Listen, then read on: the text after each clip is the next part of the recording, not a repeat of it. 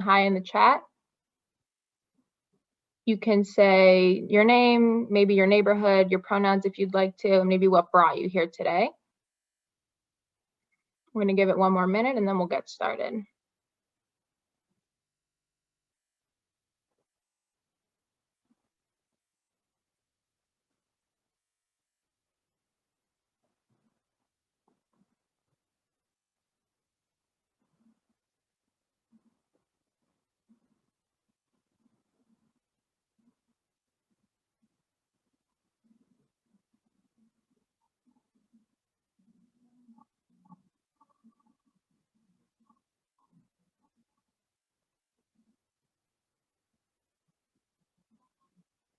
Okay, we're going to get started. Please continue to introduce yourselves in the chat. My name is Isabel. I'm an organizer with the New York Civil Liberties Union. I use she, her pronouns, and I'm here today because I have been working on criminal legal system reform as my main issue area, and protest monitoring, which is something we're going to talk about today, is part of that work.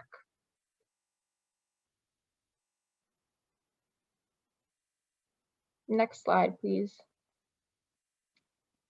So the goal of tonight is to create a space to discuss the harms of policing, especially in the context of protest.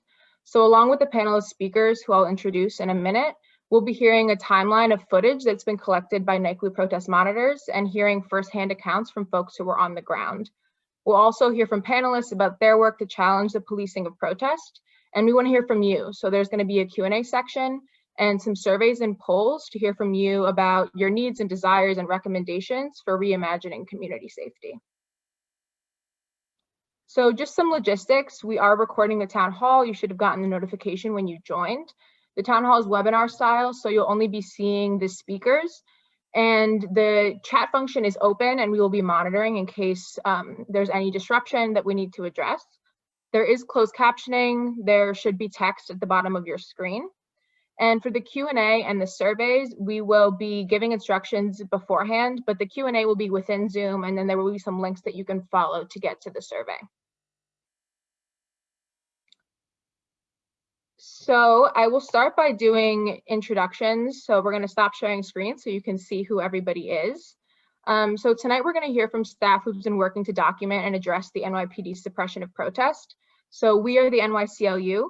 We also have the Center for Constitutional Rights and the Bronx Defenders. And we are all members of the coalition Communities United for Police Reform. So first I'll introduce Jen Rolnick-Borchetta.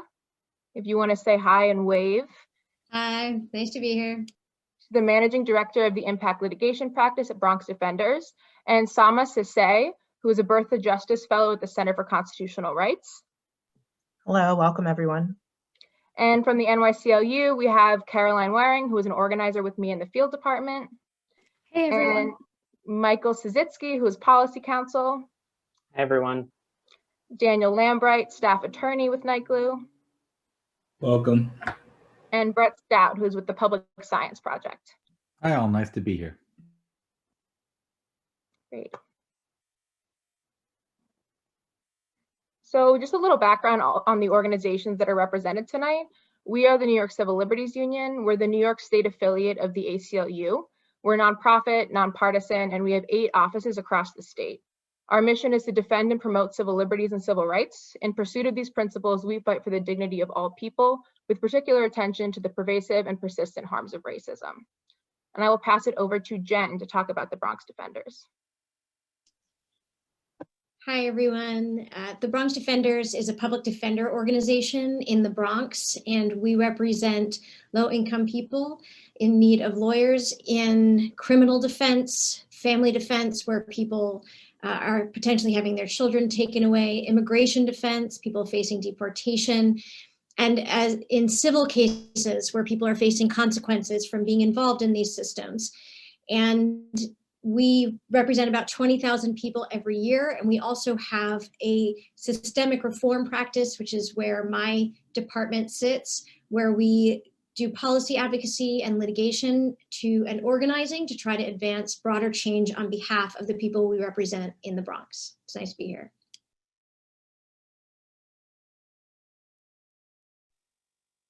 Pass it over to Sama with the Center for Constitutional Rights. Thanks, Isabel.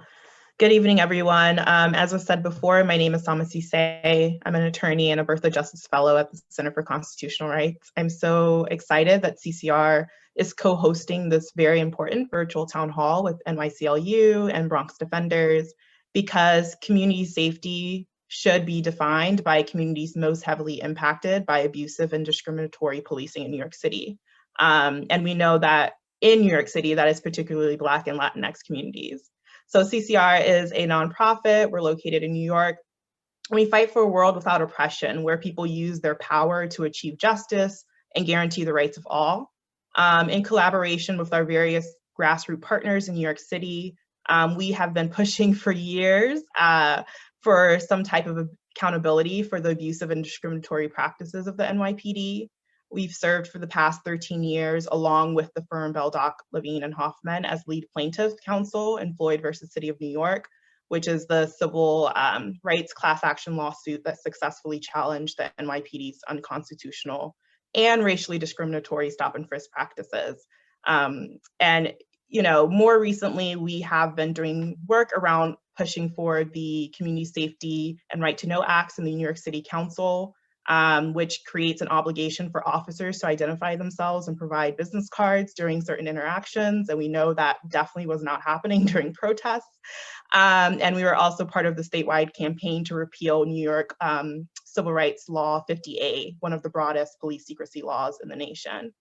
And also, just really quickly, we know that as part of the protests, policing that occurred this summer in New York City and is ongoing, there was also a lot of racially discriminatory, racially biased enforcement of COVID-19 social distancing protocols. And CCR, along with other groups, have been doing work around investigating the NYPD's enforcement of social distancing and how that has been racially discriminatory. So excited to have this conversation with you all. Thank you. And we're going to pass it over to Michael with NYCLU to talk a little bit more. Thanks, Isabel. So I wanted to just provide some grounding on why it is we're all here this evening. Why are we doing this?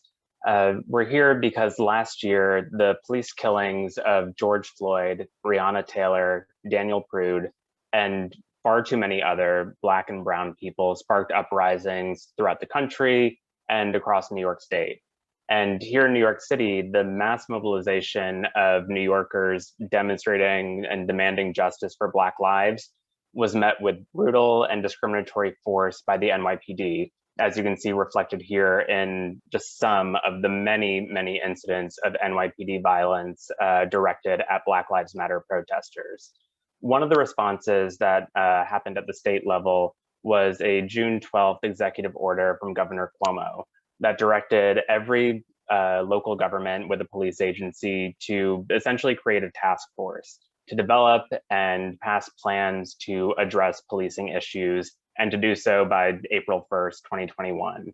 Here in New York City, the NYPD and the Mayor's Office of Criminal Justice set up their own process to quote unquote reimagine community safety.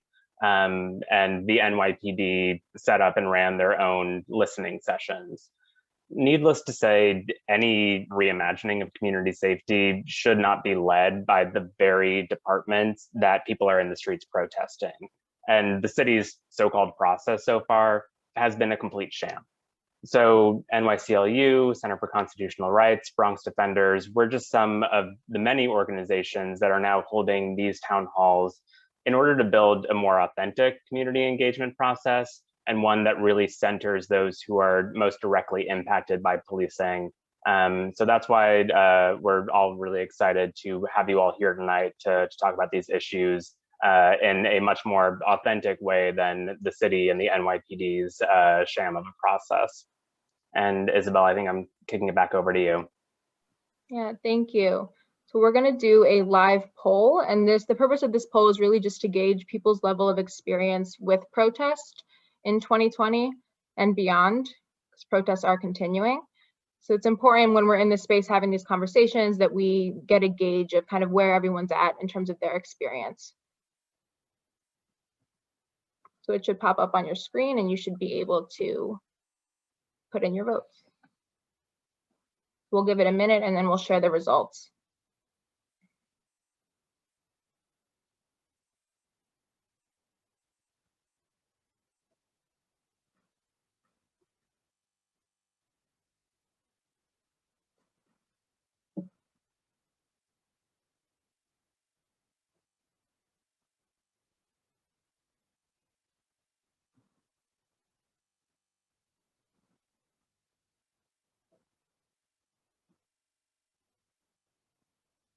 Okay, it's looking like there's some tech issues with the back end of the poll, so we won't be able to share live.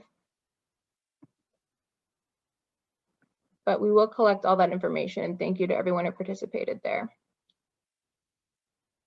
Oh, now it's working. Okay, great. So I'll give it another minute and let folks finish filling it out.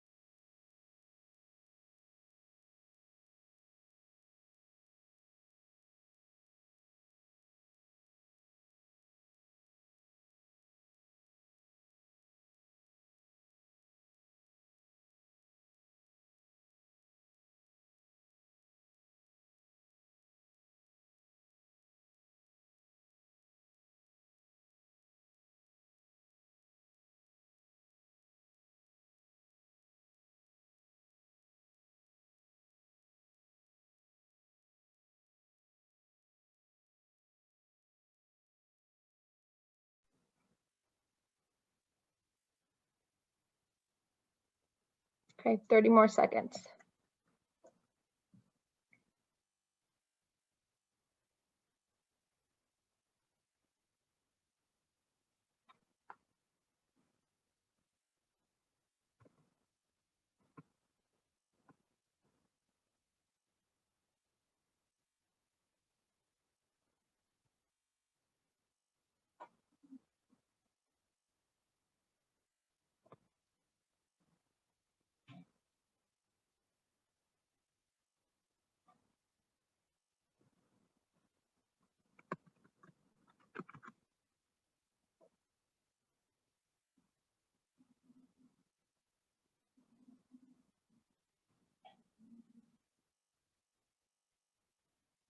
Okay, so here are the results.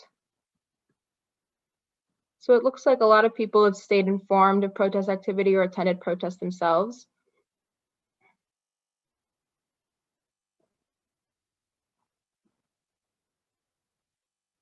Yeah, these are great. It's a really mixed experience bag, which is great for these conversations. So thank you.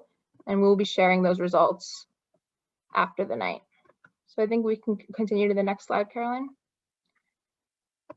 So as Michael just spoke about, the streets of New York City were filled with protesters after the murder of George Floyd.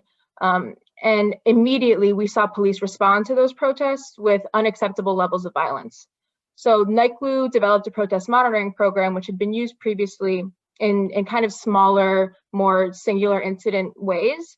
We expanded this program because we saw a need for a third party to come in and document the conduct of police and to track that so that we can use it later to hold the police accountable. So the goal of the program is to guard the rights of New Yorkers by keeping our eyes on police activity and collect documentation of police conduct. We know that one of the best ways that we can protect democracy is by keeping our eyes on the government, and the police are no exception to that. The way that it worked was that we trained NYCLU volunteers to be deployed to protests across New York City, and they serve the role of being visible, documenting police activity, and providing advice and support to folks on the ground. And we developed an internal system where we could intake footage and review it. So we really developed a kind of full functioning system where we had over 50 protests documented from June to January, and this program is still running today.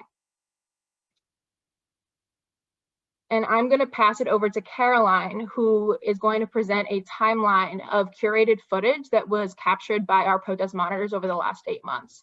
I will just make a note that some of this footage is very difficult to watch for anyone, but especially for folks that have experienced police violence firsthand. So I just want to put that out there so that you know before we start presenting the footage. And I'll pass it to Caroline.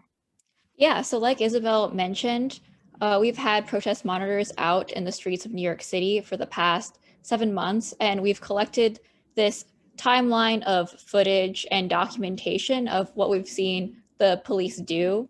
And some words that you're going to need to know before we dig into this presentation is we've noted the presence of the Strategic Response Unit, which is the SRG, a controversial anti-terrorism unit often deployed at protests, the Technical Assistance Response Unit, also known as TARU, which is a unit authorized to surveil illegal activity, white shirts, who are lieutenants, captains, and inspectors.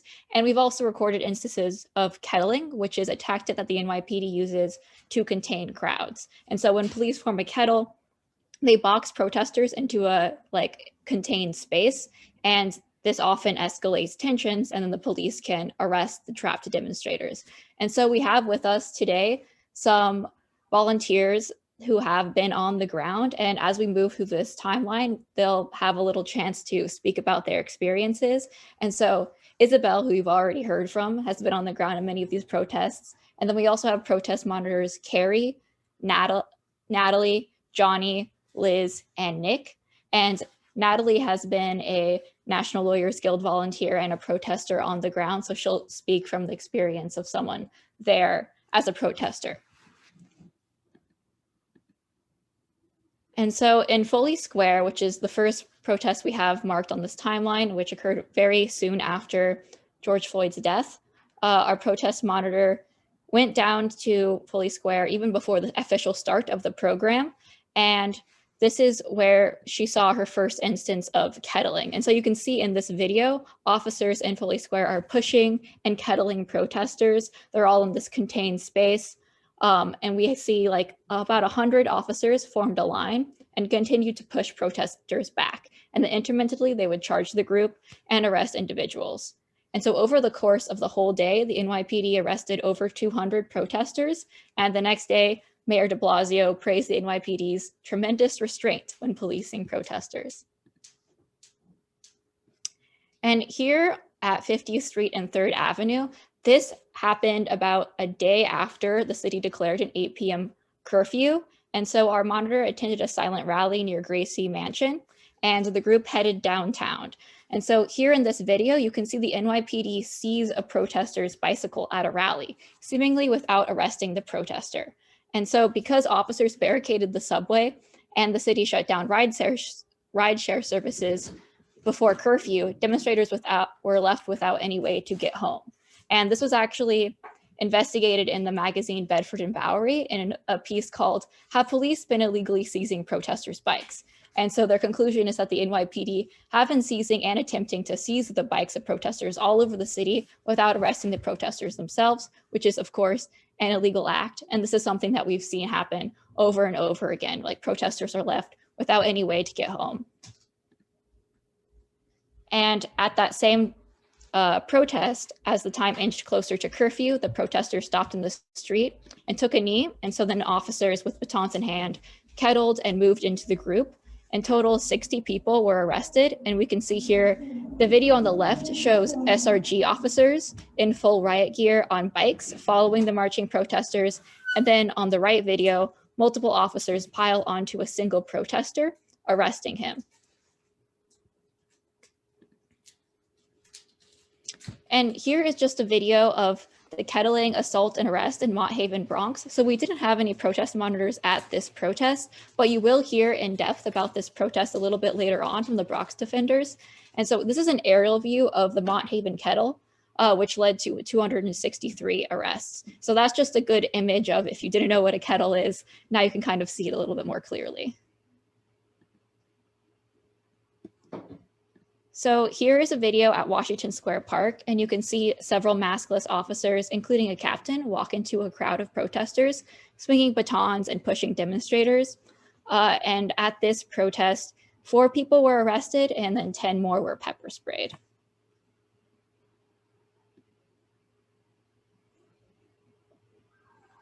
So this is a protest at Bay Ridge, Brooklyn, and in response to a Back the Blue rally in Bay Ridge, Black Lives Matter activists organized a counter protest, and Isabel was there on the ground, so she can speak a little bit more about what she saw there. Thanks, Caroline. So I attended this protest, and there were about 300 counter protesters a few blocks away when I arrived, and the group marched to meet up at the rally point where the Blue Lives Matter protesters had gathered. So it was pretty clear off the bat that there was really no mechanism in place, or a mechanism that was substantial enough to actually keep these groups apart. So there were immediate interactions between the groups. I saw the pro-police crowd throw bottles and even throw punches at counter protesters. In fact, there was actually a car that belonged to one of the protesters that had a Blue Lives Matter flag taped to the front that actually physically drove into protesters while a white shirt captain stood by. So what I saw in these photos, you can see on the left-hand side, you can see the police actually facing counter protesters with their back towards the pro-police demonstrators. And that was consistent throughout the day. The bias was pretty clear in the way that they were policing the two groups. In a video that now went viral, we know that someone was actually tased, a counter protester was tased. Another protester was pepper sprayed, which you can see on the right. This is a photo that I took of that protester recovering from being pepper sprayed by police. And this was one of the moments where the police had their back towards pro-police protesters and were facing counter protesters and deployed pepper spray. So what I saw here was one of my first instances of a counter protest in the months of protests since June. And this was one of the most egregious displays of bias policing that I've seen on the ground. Great, thank you, Isabel.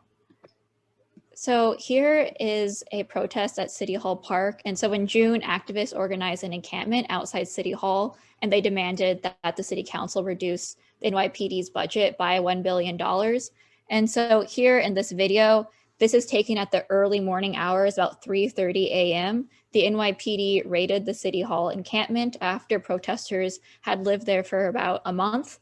And so over 100 officers, as you can see here, clad in riot gear and with tactical shields, arrived at the City Hall encampment.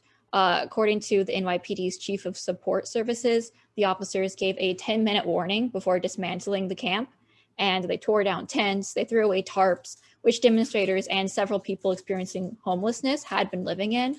And at a press conference later that evening, Mayor de Blasio said that the decision to sweep the camp came from health and safety concerns, that the protest was less and less about protest and more of an area where homeless folks were gathering. And so our monitor arrived later that day, and she still saw dozens of officers in riot gear occupying the area. And in total, about 7 people were arrested. And so this is a protest at Times Square, an Abolish Ice protest. And Isabel was also on the ground at this protest, so she'll be able to talk a little bit more about that. Sure. So this was an actual protest about ICE, not regarding the police themselves. And it was in Times Square, and we had a rally where organizers were speaking. And bikers were forming a line on the sidewalk to get ready to march. And as soon as that started happening, the police issued a dispersal order. And as you can see, they're physically pulling people off of the sidewalk. They're pulling that person who's clinging onto a light pole. They essentially ordered us to be on the sidewalk and then attacked the entire crowd, dragging people into the street. So after this, people actually switched tactics and decided to engage in civil disobedience. So about 20 people sat in the roadway and refused to move. They were also arrested.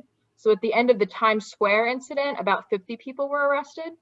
And then I actually went to jail support, which is where protesters and activists gather after a protest where folks are arrested, and they wait outside of one police plaza usually to await the release of folks. So when we were there, we were sitting on the sidewalk. It wasn't a protest, but the police issued a frozen sidewalk order on their speakers. And then cops in riot gear actually forced us to move and eventually attacked the group. So the person next to me at jail support was actually lifted up by their hair and slammed onto the ground. And at the end of the day, 86 total people were arrested. Thanks, Isabel. So this is a protest organized in response to the Breonna Taylor grand jury decision. And this was at Grand Army Plaza. And this is just another example of seizures of bikes occurring without any arrests happening at the same time. So again, this is a captain seizing a protester's bike, yet there were no reports of any arrests at this protest. And later that day, I believe there was another protest that was marching from Brooklyn, and then another protest marching from Manhattan. And so police did pepper spray the crowd in Manhattan. And this is a protest at City Hall Park, which occurred demanding justice for the killing of Jonathan Price. And so in this shot right here, you can see the large numbers of riot cops, SRG, TARU, all organized in phalanxes to meet protesters. in one instance, a TARU officer filmed a demonstrator pushing the camcorder in the demonstrator's face, and then the captain had to tap on the TARU officer's shoulder to pull him back from the crowd. And so after airing a roadway dispersal order, NYPD arrested 24 people. And in interview, NYPD Commissioner Shea called the arrested protesters, quote unquote, spoiled brats. And here's a protest at downtown Brooklyn. The video is not playing right now, but essentially a monitor who is also a legal observer from the National Lawyers Guild was arrested while trying to collect badge numbers from the officers present. And in total, 28 people were arrested. And here is a pro-Trump Caravan rally. And so 3 days before the November election, a coalition of pro-Trump and white supremacist groups held a Caravan rally, and the motorcade blocked off major highways. And some of the participants even got out of their vehicles to threaten people passing by. And there were no reported arrests at this incident. And yet, when counter-protesters awaited the caravan's arrival in Manhattan, they were attacked by NYPD and arrested en masse. And so NYPD ended up arresting several counter-protesters, including at least one photographer. And so in this video, you can see the police officers chase down and arrest protesters, including journalist and Hawk Newsom, a co-founder of the Greater New York chapter of the Black Lives Matter movement in Chelsea. And actually, the White Ring group didn't end up arriving at their planned location because, as Gothamist reported, someone from the NYPD told the motorcade that there weren't enough officers to fully support the caravan. And so here's a protest at Washington Square Park, which occurred on election night. And we have two monitors here today that were there at this protest. And they ended up being separated. So one monitor, Carrie, saw the events in the West Village, and then the other monitor, Johnny, saw kettling and arrests in another street. And so I'll allow Carrie to talk a little bit about what she saw and the arrest that she saw. Yeah, thanks, Caroline. So I joined the Washington Square Park protest from an initial protest that started at Bryant Park, which had a very light police presence. And between 6 and 6:25 p.m., there were about 30 to 40 SRG bike officers assembled outside of NYU, 1 block away from the park. And for 45 minutes, 24 SRG bike officers encircled the park, riding their bikes with their red and blue lights flashing, which to me felt like an attempt to deter attendees, because that was the exact moment when they would be entering the park. And so between 7:15 and 7:30, that SRG group joined a larger SRG bike group and then set out to accompany the march on either side, which involved riding and blocking the entire sidewalk, excuse me. And so they followed on the sidewalk, blocking the complete sidewalk. So if any protesters wanted to move over, they would not be able to because the bikes were there. And about 15 to 20 minutes into the protest, a significant amount of arrests happened on 7th Avenue, which involved a line of police officers kettling a group into an external wall, and then also encircling a group of protesters in the street, which is the point at which I was separated from Isabel and Johnny. Great, thank you so much, Carrie. Yeah, and in this video, you can see what Carrie's talking about here. A protester's bike collides with an SRG officer's, and then that protester is surrounded and arrested, and SRG is lined up on the sidewalk over there, blocking protesters from moving into the sidewalk.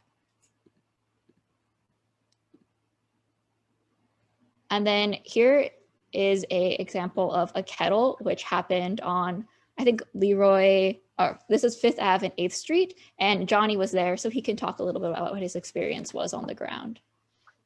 Yeah, so from the get-go, this protest seemed a little bit different to me, at least in terms of the police presence. There were already like SRG on bikes and riot gear, riot police out with like riot gear, batons, and flex cuffs before the march had even started. So the march started at around 7:40 p.m. Within 5 minutes, somebody had already gotten arrested. Within 20 minutes, 6 people were arrested. about 45 minutes into the march, that's when the kettle happened on 5th and 8th. That's where SRG blocked protesters there and riot police entered the kettle. It seemed like the riot police were pretty violently taking down protesters. And in fact, I saw at least one officer strike a protester with his baton as that protester was already being restrained by another officer. So about 15 minutes after that, I think 60 people were detained in that kettle, including one journalist. About 15 minutes later, NYPD let the rest of the protesters disperse to Washington Square Park, where there was just a peaceful standoff. And there I saw one officer with a thin blue line patch on his vest, and then also a patch that said, violence may not be the best option, but it is an option. And that seemed particularly like sinister to me, just given what had just occurred. Yeah, thanks so much, Johnny. And here's the photo of the violence may not be the best option, but it is an option patch that Johnny saw. And so here at Union Square, protest monitors documented about 30 officers following a group of 25 protesters, which was disturbing mostly for the extremely heavy police presence. But also, as shown in this video, there is a TARU officer filming a organizer's face very close to him, seems very aggressive. And so TARU can turn their cameras on when there is a reasonable indication of unlawful activity, but it is a little bit disturbing and raises a lot of questions about when TARU is recording an organizer and trying to get their face, how are they using that footage, and are they using it in a targeted way, and what retaliatory actions might occur as a result of that. And so we see TARU very often recording at protests and very often trying to get organizers' faces. I believe out of about half the protests that our monitors have attended, there have been a TARU presence recording people. And so this is a protest at Washington Square Park, and this is actually a anti-lockdown protest. And our monitor, Nick, has monitored a lot of Washington Square Park protests. So I'll let them talk a little bit more about this protest in particular and how it differed from the other things that they've seen there. So what I was seeing in Washington Square Park during this kind of anti-science rally was just a total lack of NYPD presence. And I just kept on circling around the park because there are normally these spots where they're located just kind of on the periphery. And I just kept on looking around and they just never showed up. This, I don't think, because this happened twice, I don't think this is the one where violence happened, but they were certainly very hostile to any counter protesters and to any and to me, because I was from the ACLU. They really hate the ACLU, and so that's what I saw that day. Yeah, thank you, Nick. And I think in particular, there were 4 NYPD vehicles there, 2 vans, 1 car, and 1 smart car. And as you can see in this photo, there don't seem to be much of a police presence whatsoever, but there is a sizable number of demonstrators. And here we're jumping to a protest that happened just a few weeks ago at Barclay's Brooklyn Bridge. In honor of MLK Day, about 300 protesters marched across the Brooklyn Bridge, while over 18 NYPD vans and cars followed them. And so we have 2 people here today who are at that protest on the ground, and I'll let Liz talk a little bit about their experience there on the ground as a protest monitor and what they saw.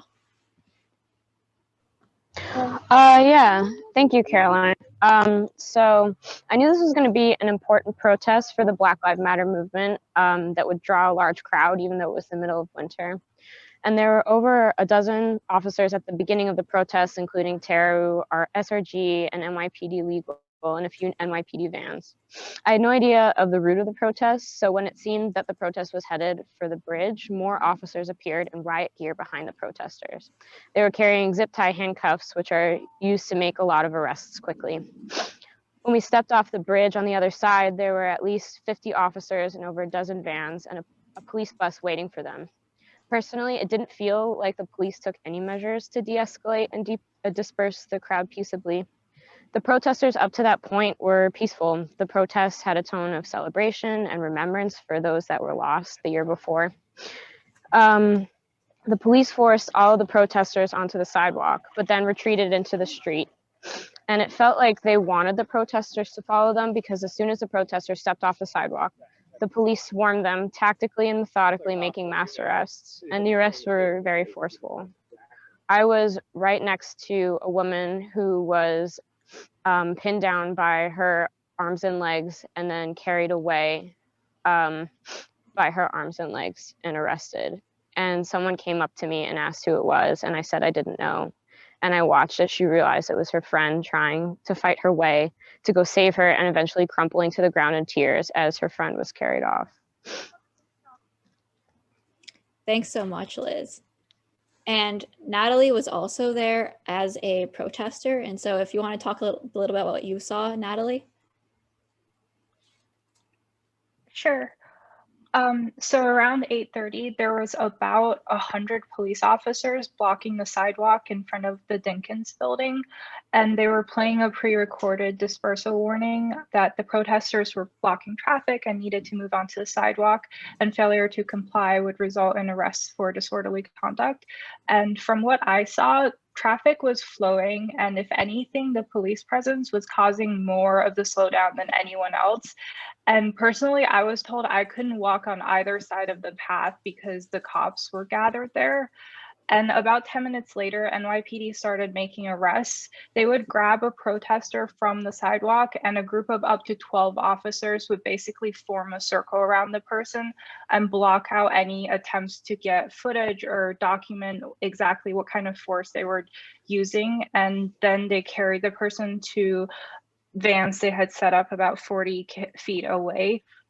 From my perspective, they were using way more force than necessary in cuffing any protesters, and even after, including I observed them tackling a female journalist and kind of slamming her to the ground and then pushing her back up. A lot of people they arrested were in the streets purely because the officers were physically pulling them off of the sidewalk.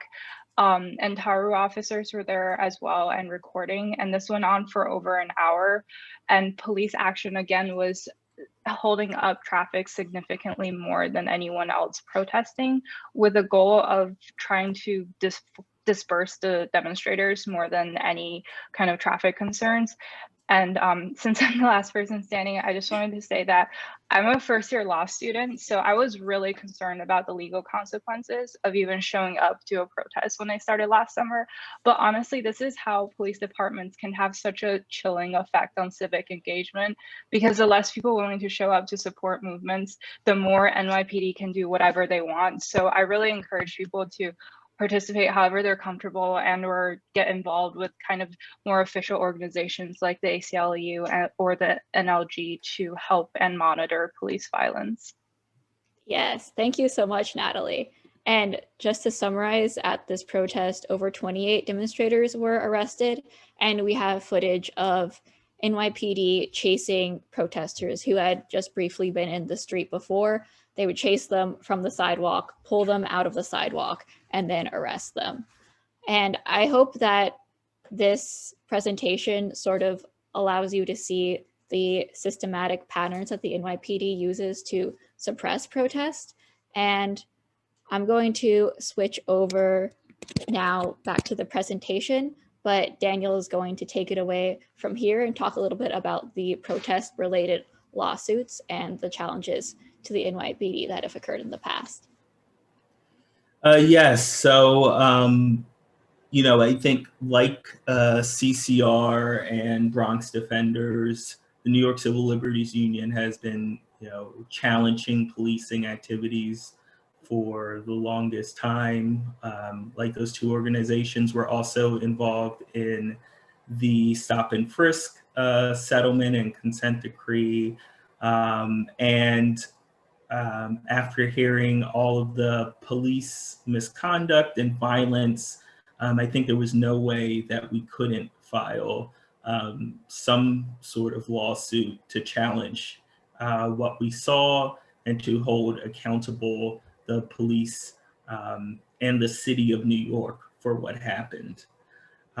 So essentially in October, we filed a lawsuit on behalf of 11 plaintiffs in federal court. That lawsuit was filed in the Southern District of New York. And the name of the lawsuit is Payne versus de Blasio.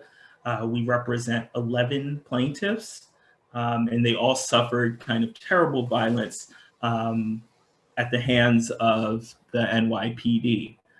We had plaintiffs that had broken arm, that were pepper sprayed, that were put in tight zip ties. Here's one particular experience from a client that everybody here can read. And we saw this kind of going on at protests across the city, and directly linked to the message that the protesters were talking about. Just to kind of talk a little bit more about our plaintiffs are mostly people of color, and they live throughout New York City. And while most of our plaintiffs were there at protesting, we also have an individual who was there covering the protest as an independent member of the press, as well as either one or two plaintiffs who was at the protest as a medic. Kind of what their stories tell us is that, there was overwhelming violence, unprecedented violence placed upon these people. Again, you can see this very harrowing account from one of our plaintiffs. And on that front, we decided to sue the many different actors. So in litigation, there's always opportunity to sue many kind of different people in the vehicle of one lawsuit.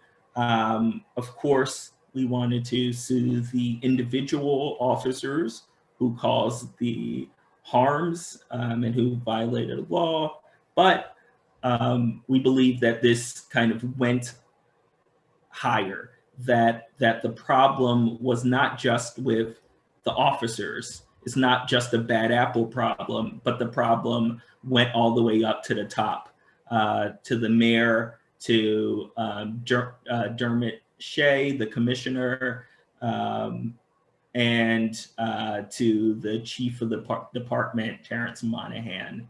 And that's why we named them as defendants along with the city of New York. The problem is, again, with litigation, there are a lot of hurdles to holding people accountable. I'm sure everyone here is familiar with the hurdle against holding individual officers accountable called qualified immunity, but there's also hurdles to holding the city accountable for the bad behavior of police officers. And part of that hurdle is that we have to establish that there was a pattern and practice of kind of behaviors that led to the violation of people's rights. So part of our litigation strategy was to kind of focus on several things that we saw over and over in the course of these protests. So our litigation is kind of focused on that month from around the death of Mr. Floyd at the end of May till June 28th, the Queer Liberation March. And at protests across the city, what we saw was indiscriminate pepper spraying. We saw indiscriminate baton strikes. We saw indiscriminate acts of violence, including punching and pushing, as well as kettling and excessively tight zip ties. So given these practices, we developed several claims to focus the litigation on, and those claims were essentially that the police used excessive force in policing the protesters, as well as they retaliated against the protesters for their views, particularly for calling for police accountability and for coming out in support of Black lives. I think there's no more jarring of a comparison than seeing how the police policed protesters in the Blue Lives Matter movement, or even how the lack of policing at the Capitol Hill insurrection in DC versus the really kind of unprecedented violence that we saw for the Black Lives Matter protest here and across the country. So I think that kind of grounds our First Amendment claim. And additionally, we have false arrest claims. So that's kind of where we are in our litigation. Now, the litigation has become a bit more complex because since we filed at the end of October, there have been several other lawsuits in the Southern District of New York. And kind of one of the bigger ones and the more flashy ones is the people of the state of New York versus the city of New York. And that's the lawsuit from the Attorney General, Tish James. And that is kind of representing in the power of the Attorney General to represent the people of New York. She is suing the NYPD, making similar allegations, and also asking for a monitor to be placed in the NYPD to make several reforms to their policies of policing protests. There's additionally 2 class action suits. One is focused on Mott Haven, while the other takes a broader kind of look at policing of protests. And also there's an individual suit, a suit on behalf of an individual. Kind of right now, we're at a state where the court is deciding, we're all now before Judge Colleen McMahon, in case people want to follow along. And we are now in the state of kind of figuring out whether the cases will be consolidated and kind of what other procedural hurdles are going to happen with all of these lawsuits.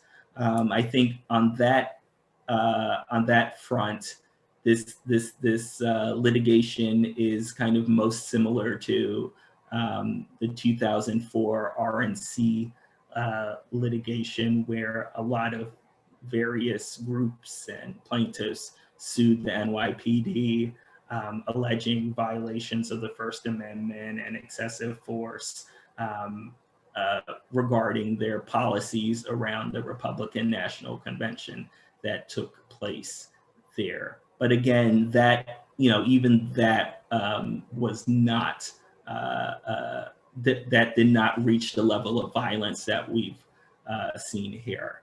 So I think, the major battleground, I think, in the litigation is going to be holding the city accountable.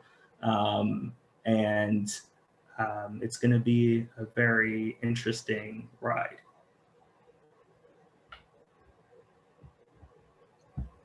Thank you, Daniel. We're going to pass it over to Jen, who's going to talk about the Mott Haven Collective, and introduce Gina, who's going to talk about her experience there.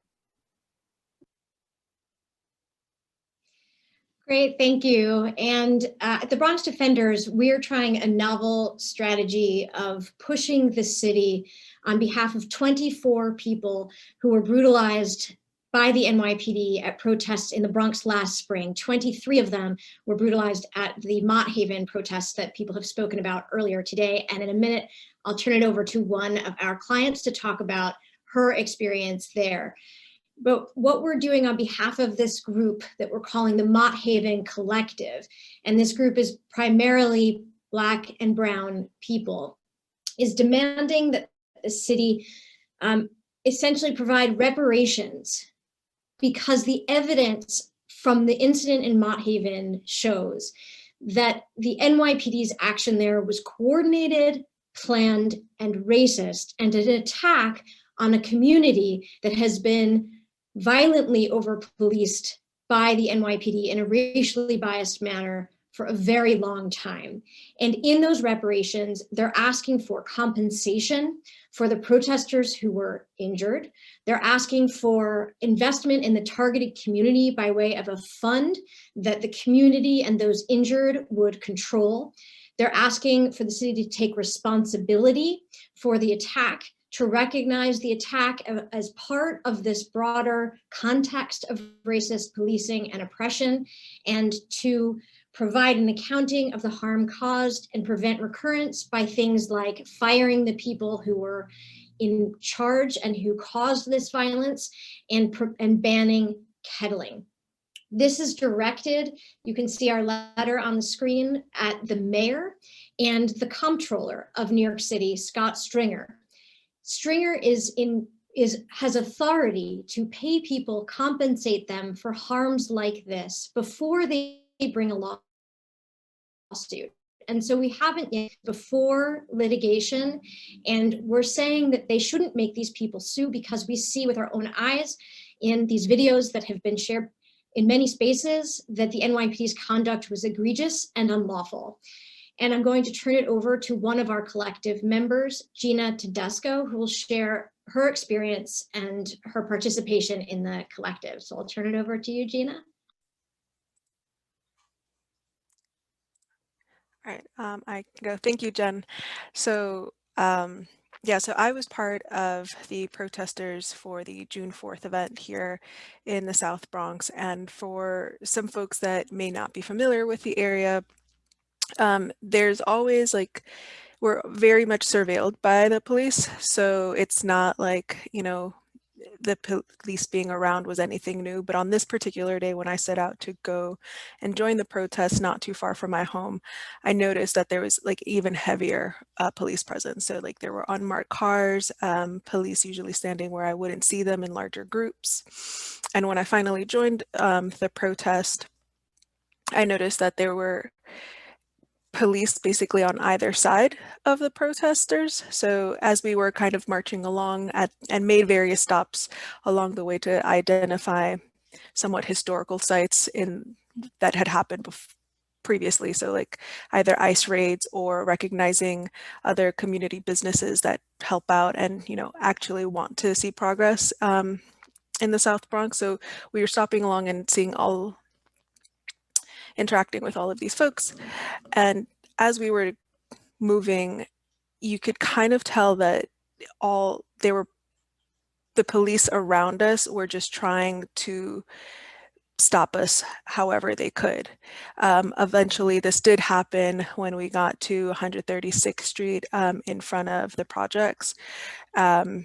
can't remember the housing names, but at around 7:45, we were kettled in, as one of the images previously shown, by a number of cops. We were squished in like on all four sides by cops using their bikes to hold us in, and then cops just kind of marching towards us, just like very much squished in, just holding us in, not giving us a chance to disperse at all, because this was about 7:45. There was the curfew, so we had about 15 minutes to get home, but there was no chance to do so at all. So all of this is happening. People are shouting to try to let us out. Some people had been pepper sprayed or some sort of eye irritant was used. And then as soon as 8 o'clock,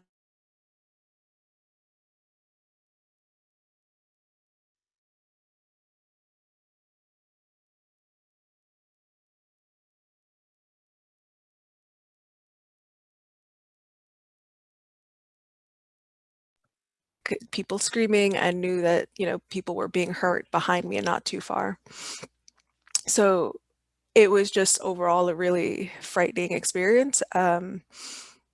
Protesting, I've been to protests before, and, you know, there's some, like, you take a certain amount of pride in being there and standing in solidarity with others. But this one in particular just felt like it was a very much a coordinated attack to corner people and just hurt as many people as possible.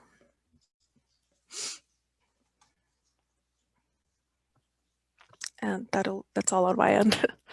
Thank you so much, and thank you to everyone who shared their experience and to everyone who shared so far. So before we kind of talk about opening the floor to questions and doing the survey that we mentioned before, we're just going to talk about what this means. So we know that over the last 8 months, protesters and advocates from around the country and in New York have been calling for the defunding of the police. And as you heard in the timeline and from firsthand accounts, activists occupied space outside of City Hall to demand a $1 billion budget cut. And all of these calls have been met with violent suppression of protest. So along with documenting this violence, we've also documented politically motivated policing, from officers wearing political paraphernalia to the discrepancies in the way that they police different groups. So it's really important to ground ourselves in the fact that this violence at the hands of the police was in direct response to calls for defunding. And many of the most violent incidents that we recorded as part of our program were at events where that demand was made most explicit. So I'm going to pass it over to Michael, who's going to talk a little bit about what this means in the landscape of the budget. Thanks, Isabel. So as Isabel said, so much of the violence that we witnessed was directed at people who were specifically calling for defunding the NYPD, cutting the NYPD's budget. So I want to talk a little bit about why that was so critical. And as you can see from some of these graphics, the amount that New York City spends on policing far eclipses what we spend on public health, social services. It's orders of magnitude greater. And it's increased. We've increased our spending on policing in recent years as we've defunded the very institutions that can actually help New Yorkers thrive without having to have this ever-present reliance on law enforcement as the default answer to all social ills. Since Mayor de Blasio took office in 2014, spending on the NYPD has been more than spending on the Department of Health, Department of Homeless Services, Housing Preservation and Development, Youth and Community Development, and Workforce Development combined. And the spending on NYPD during the mayor's tenure has increased by at least $1 billion. And so that's when we were looking at some of the demands that emerged last summer as New York City was finalizing a budget. A lot of the calls centered on this demand to cut at least $1 billion from the NYPD budget and to reinvest it in the very communities that have been targeted by discriminatory and abusive police tactics, to reinvest in the structures that are actually going to provide some tangible improvements in people's lives and help them develop real community grounded safety. As folks who followed the NYC Budget Justice campaign may already be aware, there were a lot of pronouncements that New York City had cut the NYPD's budget by $1 billion, but there was in fact a lot of fuzzy math. What happened last year, despite assurances that the budget would be reduced, there was just a shifting of numbers from one column to another. There was a claim that the NYPD's budget would be reduced by moving school safety officers out of the NYPD and into the Department of Education. That's not a reinvestment in community safety. It's moving funds from one column to the other, and it wasn't even included in the budget that ended up being passed. We saw the city claiming that the budget had been cut because the NYPD would cut down on overtime spending. But that was just an estimate, and it's an estimate that the NYPD is already blowing past and is now on track to spend at least $500 million more than they had budgeted for overtime expenses than what was passed in the budget. So there's a lot of fuzzy math to try to claim that there has been a reduction in the NYPD budget, but instead what we've seen are the same impulses that lead to spending on police that are governing city decision-making, and that money goes into overtime spending that is funding the very officers who are out on the streets committing violence against protesters who are there with demands to get this NYPD violence and NYPD budget under control. So that's all just to say this is still a critical issue. New York City has not meaningfully cut the NYPD's budget, and this is going to be a really critical issue heading into the next budget cycle as we prepare for the next round of this with a new city budget due by July 1st. So with that, I'll kick it back over to Isabel. Thanks, Michael. So now we're going to do two things simultaneously. So we're going to ask you to take this survey, which you can either hold your phone up with the camera to that link and it'll take you directly there. We'll also put the link in the chat. And this survey is part of our work to reimagine public safety and asks you what you want to see reflected in the New York City budget, what your community and what you need. And then we're also going to open up the Q&A. So there will be a box where you can submit questions. And then we'll collect those and we'll turn off share screen and answer any questions that come up. We'll open it up to the panelists. So we'll give a few minutes for the survey and to collect questions.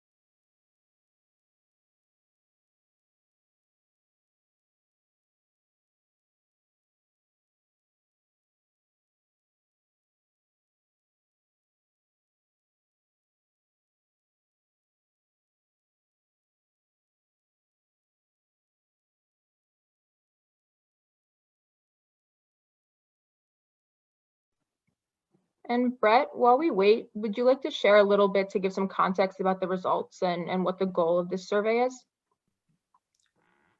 Sure. So, you know, across the town halls that this month and early next month, we're distributing this very short survey to New Yorkers who attend the teach-ins, the town halls, to basically ask some questions that are never asked of most New Yorkers, which is, what does community safety mean to you? You know, when do you feel safe? How do you define safety? And then just one other question, which is that, you know, what are your budget priorities and how the city spends our money? Budgets are value statements. And so we have a list of 20 different areas that the city could spend, you know, and that goes, you know, the areas can be community empowerment or the criminal legal system or economic security and 17 others. And we're just asking you to tell us if you think we should put the maximum money into that area or more money or no additional money or take money away, or really just have no opinion. So it's vital that we hear from you, and we're going to take all of your information and aggregate it with other information across the city and be able to report it out in a couple of weeks. Thank you. Thanks, Brett.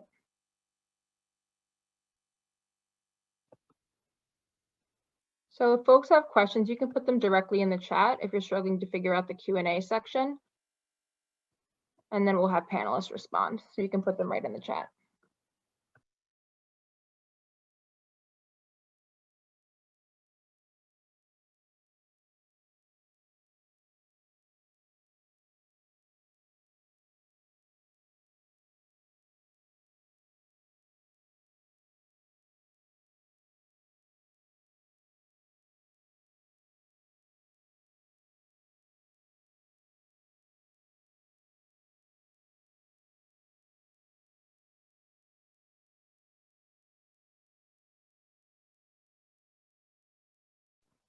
Yes, the recording for today's session will be posted on YouTube. So we'll do follow-up with folks who attended so that you can get that recording.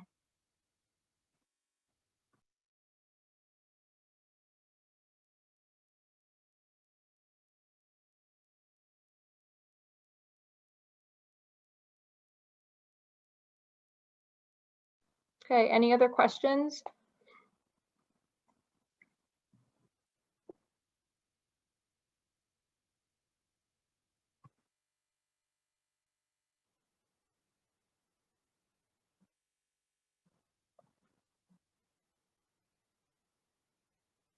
Okay. Let's see. What can I do to help hold police officers accountable for their actions? Any of the panelists want to take on that question?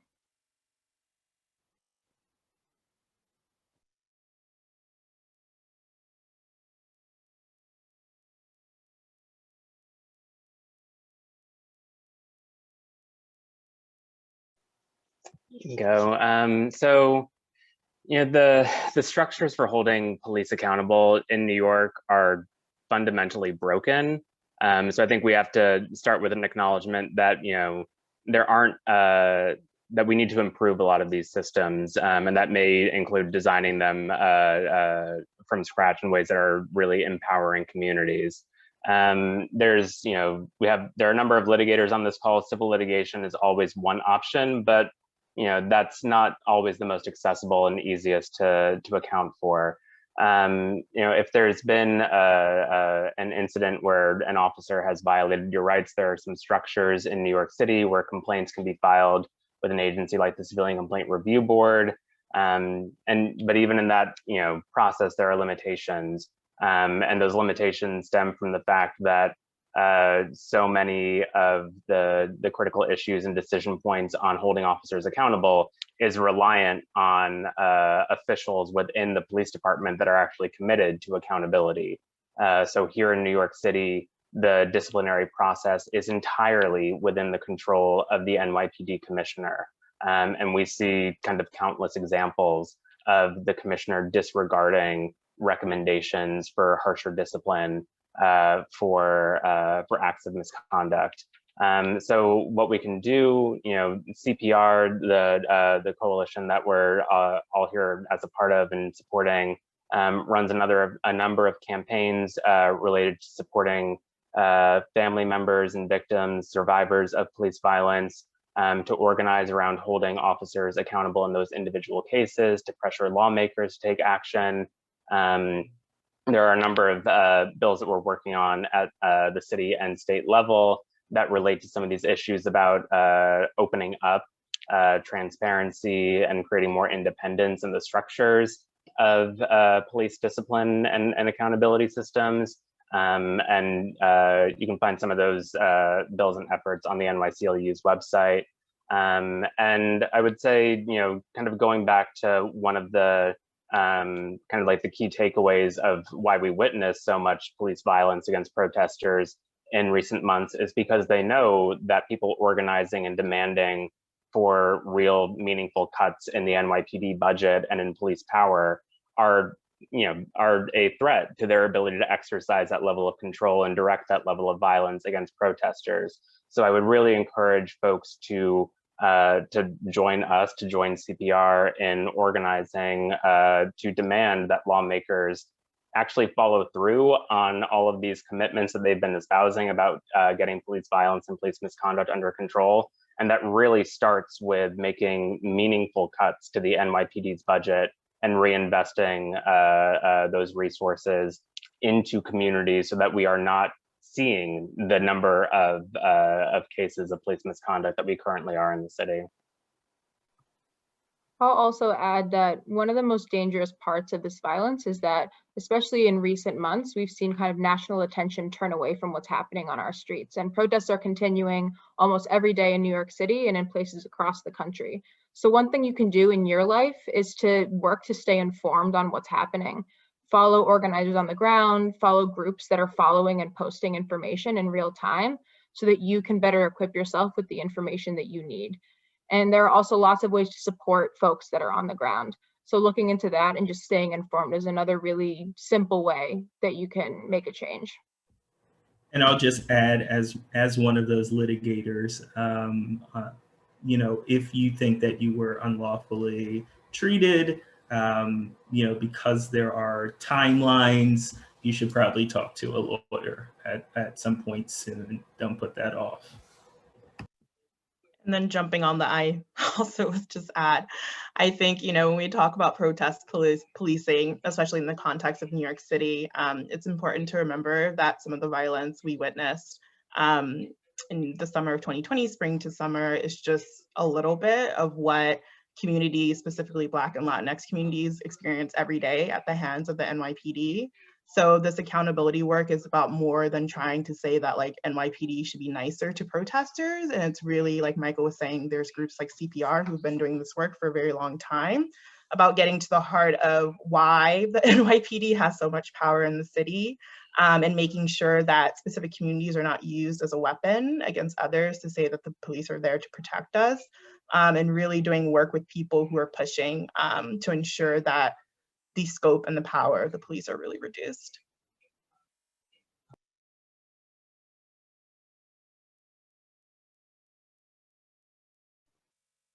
We have a few other questions in the chat if other panelists want to chime in. There's a question about liaisons within the NYPD, if we have any insight into what might be constructive to promote change from an inside perspective. Does anyone have any comment on that question?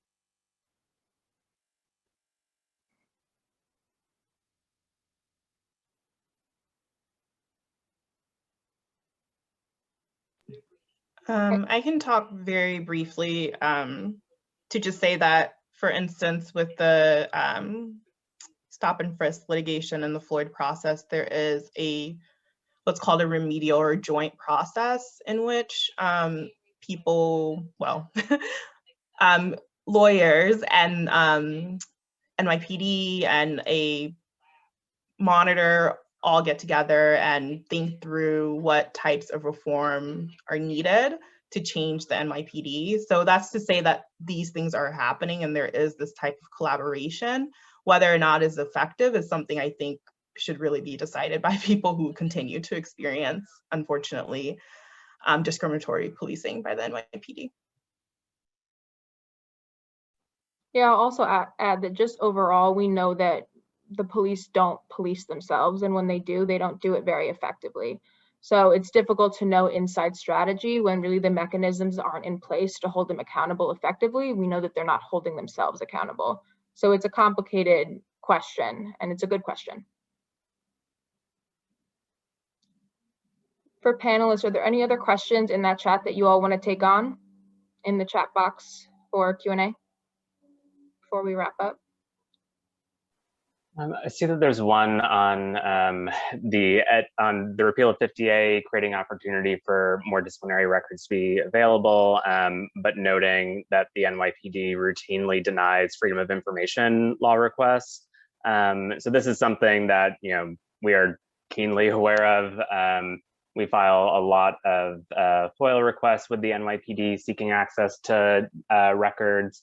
that often involves taking the NYPD to court when they don't want to reveal those records to the public. And it's why some of the things that we're calling for are to basically front load some of the release of information from the department, because we know that getting access to policies, getting access to data can be really crucial in pushing for broader changes, for broader and for identifying where we can better create alternatives to current policing structures. The data on stop and frisk disparities was a really key part of the story to understanding the full extent of NYPD targeting of Black and Latinx communities.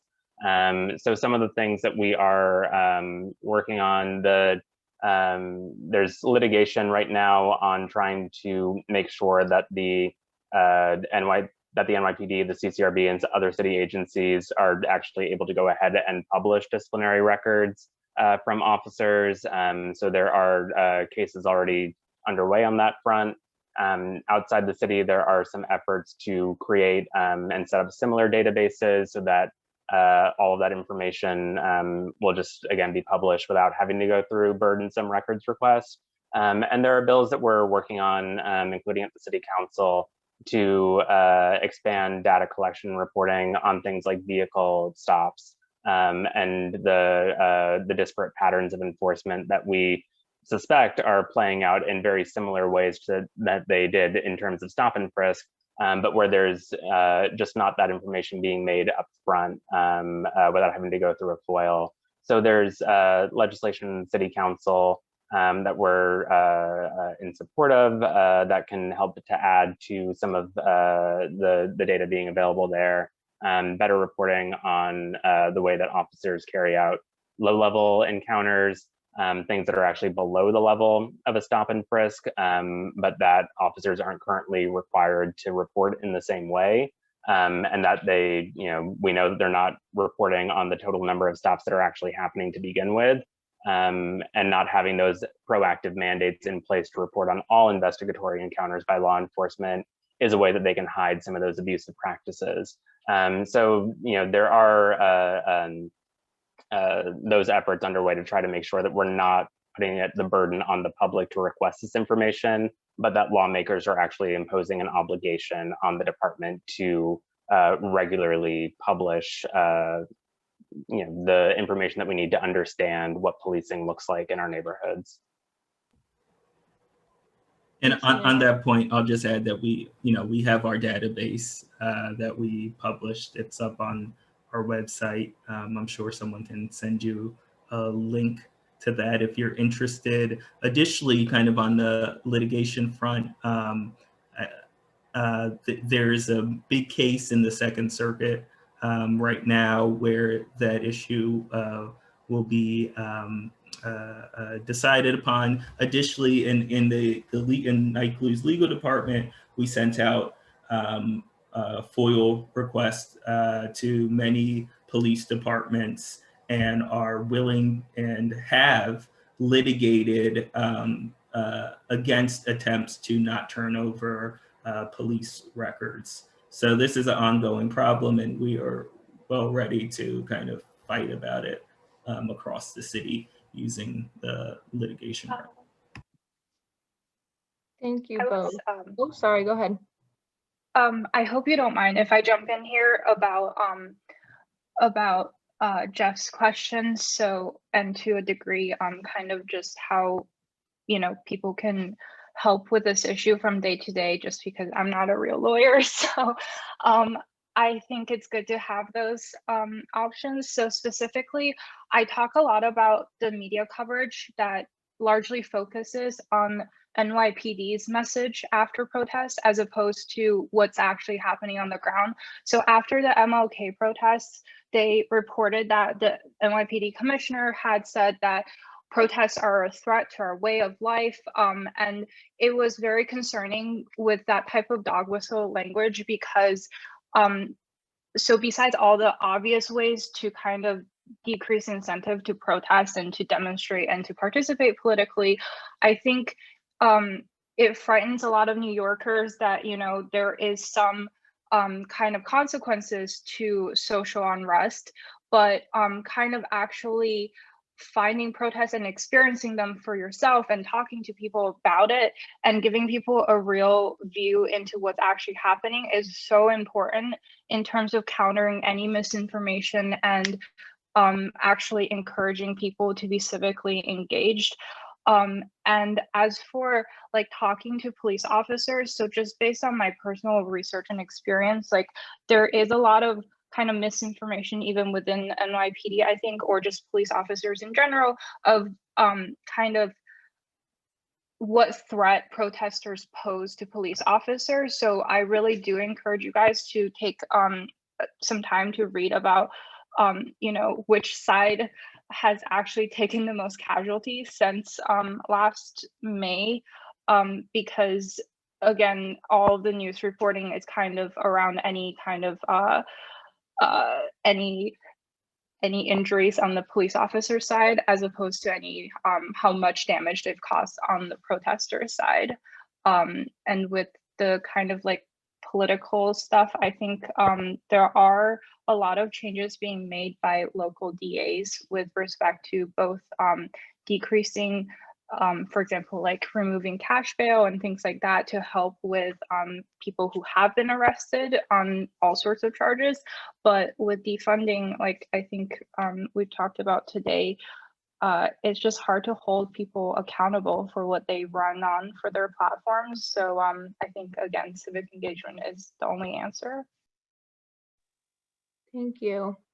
I have two protest questions that I can answer really quickly. One was, are you going to organize a protest? Speaking for the NYCLU, that's not the role that we play. We are actively protest monitoring at protests that are continuing across New York City. So if you do want to get engaged in that, we will have that information to follow up with you about. And then the other question was, how does anticipatory police presence impact the outcome of protests in your experience? We actually tell our protest monitors in training that it's really important to note the amount of police, what they're wearing, what unit they're in, as soon as you arrive, because often that's a telltale sign for escalation. When we see large amounts of cops, when we see cops with zip ties on their belts, when we see cops either holding or wearing riot gear, we know that there is a higher chance for escalation. So in my experience, it's definitely an indication that things could get dangerous. Yeah, I think we have time for one more question. And Caroline, go ahead, sorry. Oh yeah, I just wanted to add a little bit to what Isabel said. Like, we've seen protests that have been canceled because police officers outnumber protesters 6-1. Like, we have an example of a protest with 16 protesters and like 80 police officers. And you can really tell how the protest is going to go depending on what the police officers look like, what they're wearing, and how many vans and cars are following you as the protest is moving through the street. And so it definitely escalates tension when there are a large number of police officers, and we do say that that's like a level of intimidation. Thanks, Caroline. I think we have time for one more question if one of the panelists wants to pull one from the list.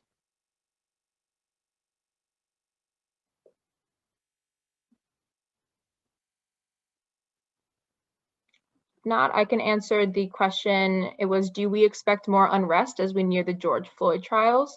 I do. Around events like that, there's typically higher levels of protest activity and therefore higher levels of police activity. So our program will be running, and we're prepared to have monitors out there to document that.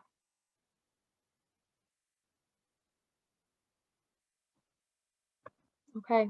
Any other questions that anyone wants to take before we close out and talk about next steps? Okay, great. Caroline, do you want to share just the next resource slide? So tomorrow there is a town hall, LGBTQ+ town hall to redefine community safety, and that's part of the series that this town hall was a part of. So we will put the link in the chat if you want to join that town hall. And then ways to get involved, you can become a NYCLU protest monitor. And we have a form that's on the presentation, but we'll also put it in the chat where you can sign up to be a protest monitor. You can sign up to be a volunteer with the criminal legal system reform campaign. So that's a good way to plug in with NYCLU and get involved in our work. And in our follow-up email, I saw some questions about ways to stay connected with folks on the ground. So I'll include that in the resources, and we'll send over any information that we touched on today so that you can access all of that. Can we go back to the slide about tomorrow's town hall for Brett to say a little bit more about it? Sure. Yeah, so very quickly, just a reminder, the survey is anonymous. About 30 of you took it. Even after this, please keep taking it if you can. If you have time, it only takes 5 minutes. Tomorrow, again, if you're LGBTQ, trans, Two-Spirit plus identified or an ally, please join us at the town hall. Also, Tuesday, we have a private town hall. It won't be recorded. And we're going to be, for those who are survivors of sexual violence at the hands of police or gender-based violence, and that is defined broadly. So flirting, asking for a number, you know, verbal violence around your sexual orientation or gender, all the way up to assault. Also intimate partner violence and calling police, and then, you know, the problems and harm that can happen there. Any of that universe, it'll be a private conversation. Also, if we're doing interviews, focus groups, surveys around that issue. So if you have any interest, you can see in the chat, you can sign up and we'll get information to you right away. Thank you so much. Thank you. And we'll include all of that information in the follow-up email.